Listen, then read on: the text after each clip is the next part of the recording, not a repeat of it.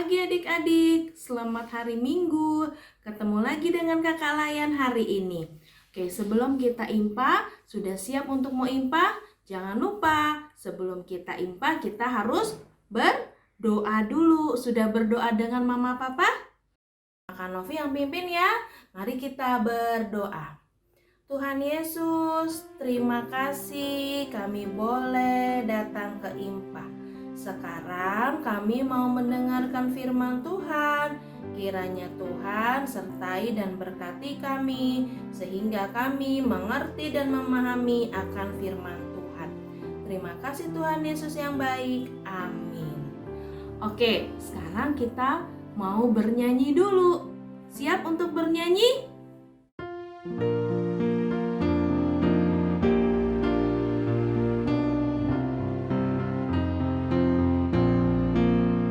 Siapa bikin bunga, tentunya bukan saya. Siapa bikin bunga, tak lain Tuhan Allah. Sekali lagi ya. Siapa bikin bunga, tentunya bukan saya. Siapa bikin bunga, tak lain Tuhan Allah. Oke, sekarang selamat mendengarkan firman Tuhan. Hai, selamat pagi adik-adik. Nah, walaupun kita impa online lagi, tapi kakak harap semuanya baik-baik dan sehat-sehat aja ya.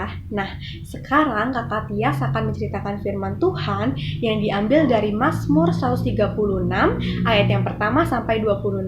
Nah, tapi sebelumnya adik-adik bakal kakak kasih waktu untuk berdoa dibantu dengan mama papanya dan membaca Alkitabnya.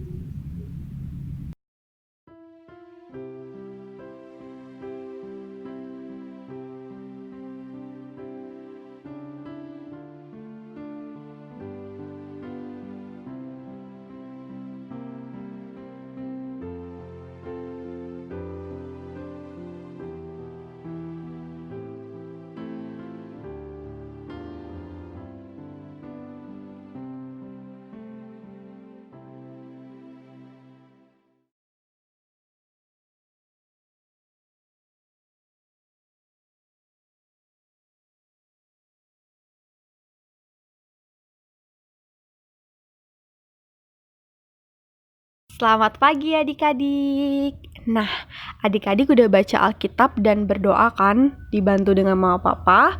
Nah, sekarang giliran Kak Tias untuk menceritakan firman Tuhan. Jadi, firman Tuhan hari ini tuh tentang bangsa Israel. Jadi, kita mau kembali belajar dari kehidupan bangsa Israel adik-adik.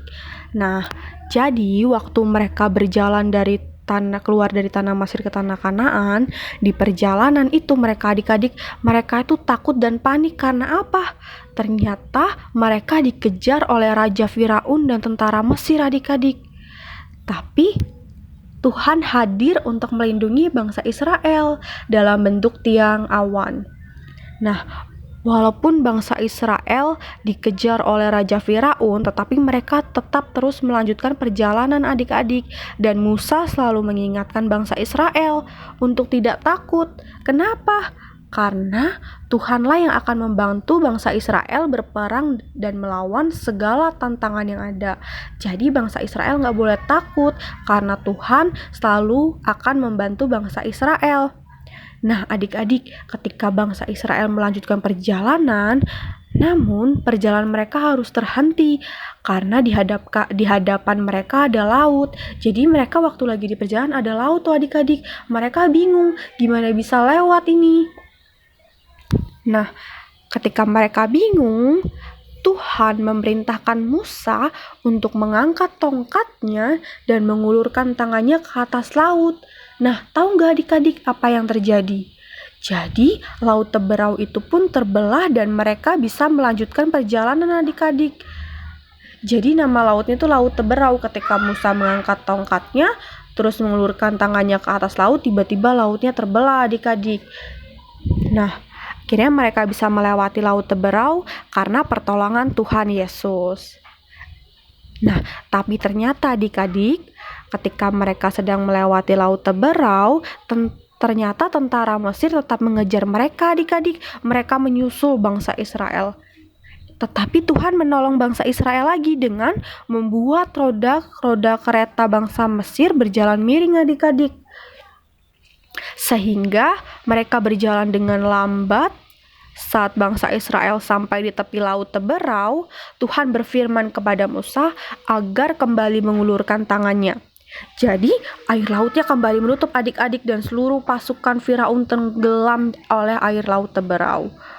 Dan bangsa Israel bersukacita karena Tuhan telah menolong mereka. Nah adik-adik, jadi tanpa pertolongan Tuhan melalui Musa dan bangsa Israel tidak dapat menyeberangi laut teberau dan selamat dari kejaran Raja Firaun dan pasukannya. Orang Israel bersukacita memuji Tuhan dan bersyukur kepada Tuhan karena Tuhan telah menyelamatkan mereka.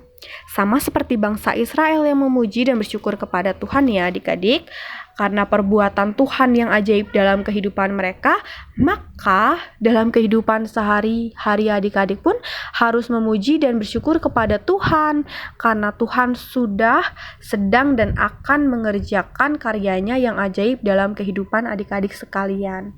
Nah, sama juga adik-adik, Tuhan juga selalu bekerja dan memberkati di kehidupan adik-adik setiap harinya. Contohnya gimana? Nih, Tuhan Yesus sudah ngasih adik mama papa yang baik. Jadi, adik-adik bisa makan, tidur, main, dan sekolah adik-adik. Maka dari itu, adik-adik harus berterima kasih dan bersyukur sama Tuhan Yesus. Caranya gimana? Nah, adik-adik bisa memuji Tuhan setiap hari. Adik-adik juga harus berdoa setiap harinya. Karena ucapan syukur itu adik-adik, jadi setiap adik bangun tidur, mau makan, selesai makan, mau tidur, atau di segala tindakan adik-adik, aktivitas adik-adik berdoa, bersyukur sama Tuhan Yesus karena udah diberkati, dikasih kesehatan. Jadi adik-adik harus mau berterima kasih dengan cara memuji Tuhan dan juga berdoa setiap harinya sama Tuhan Yesus. Karena adik-adik berterima kasih karena Tuhan telah bekerja dan memberkati kehidupan adik-adik sehingga adik-adik bisa selalu senang. Nah, sekian dari kakak. Tuhan Yesus memberkati adik-adik semua. Terima kasih.